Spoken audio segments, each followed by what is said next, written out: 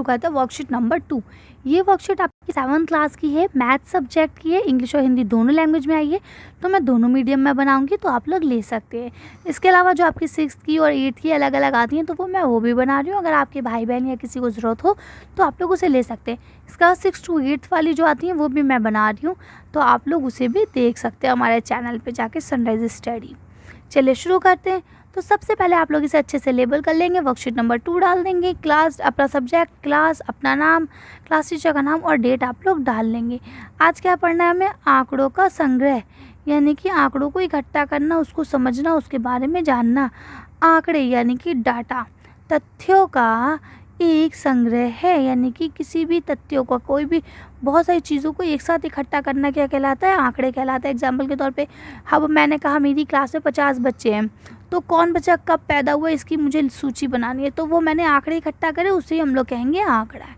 ठीक है, जैसे कि संख्या, शब्द, माप, अवलोकन, या, ठीक है, इतनी चीज़ आपको पता चल गई, या चीज़ों का विवरण। ठीक है, ये सारी चीज़ें किस में आती हैं? आपके आंकड़े में। अब क्या लिखा है?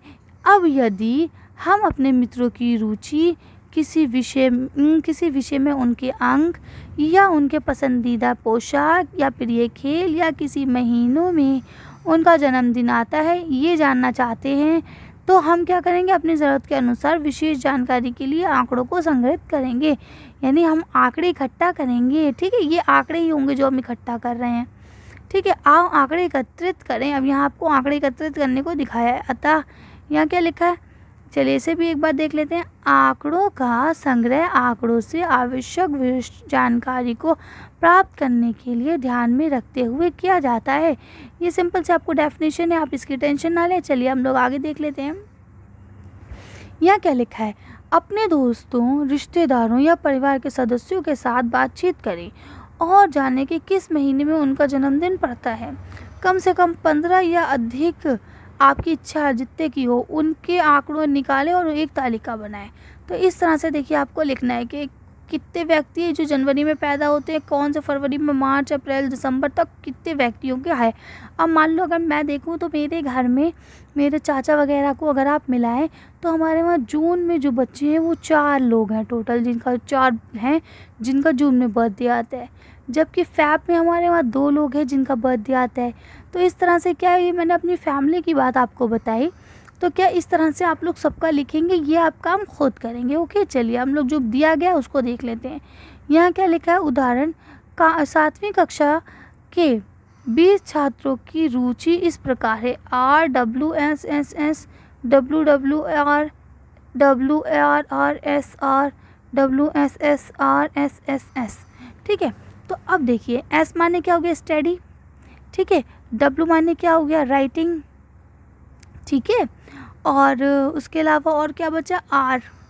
ठीक है, R माने क्या होगा? आई थिंक, हाँ, इसका मतलब होगा, ठीक, R माने होगा रीडिंग, और S माने होगा राइटिंग, वो सिंगिंग, और W माने होगा राइटिंग। ठीक है, तो अब आप देखिए इसको करने का एक तरीका और होता है। अब जैसे ये R है तो हम यहाँ पहले लिख लेते हैं अपने हिसाब से कि ये है पढ़ना माने होता है रीडिंग।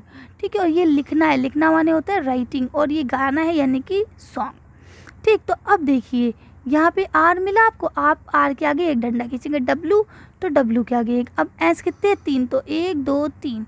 ठीक, इसका फिर कितने W है? 2, तो 1 2, फिर कितने R? 1, फिर कितना W? 1। ठीक, फिर कितने R हैं? 2। ठीक, फिर S कितना है? 1। ठीक है, फिर इसके बाद R कितना है? 1। फिर उसके बाद W कितना है? 1। ठीक है, इस तरह से जैसे आपके 5 और 4 हो जाते हैं, 5वां डंडा आप ऐसे टेढ़ा लगाते हैं, उस हिसाब से क्या होता है आपको काउंट करने में बहुत आसानी लगती है। आई समझ में? तो अब आपने यहाँ देखा तो कितने बच्चे हैं जिन्हें पढ़ना पसंद है? 6। कितने बच्चे जिन्हें लिखना पसंद है? 5। और कितने बच्चे ऐसे जिन्हें गाना पसंद है? 9। तो कुल कितने बच्चे हो गए? 20। देखिए यहाँ लिखा हुआ है, सॉरी मैंने देखा ही नहीं। R माने रीडिंग यानी पढ़ना, W माने लिखना यानी कि राइटिंग, और S माने सिंगिंग यानी गाना। ठीक है, तो इस तरह से ये आपने कर लिया। अब देखिए यहाँ आपको कुछ अभ्यास का दिया गया है। क्या लिखा है? 10 लड़कियों की ऊंचाई को सेंटीमीटर में मापा गया था और उनका परिणाम ये निकला था।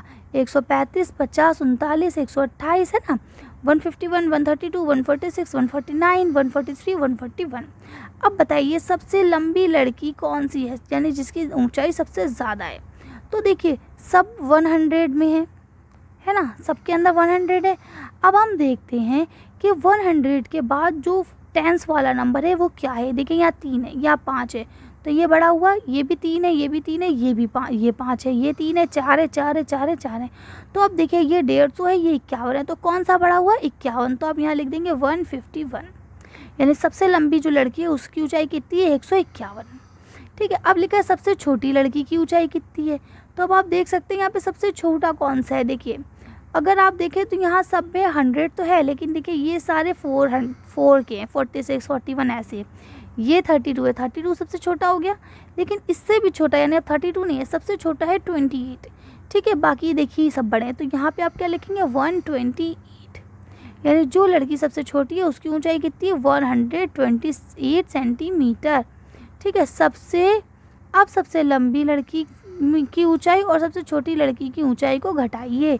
तो अब बताइए सबसे लंबी लड़की की आपकी कितनी निकली थी, 151, और सबसे छोटी लड़की की कितनी निकली थी, 128।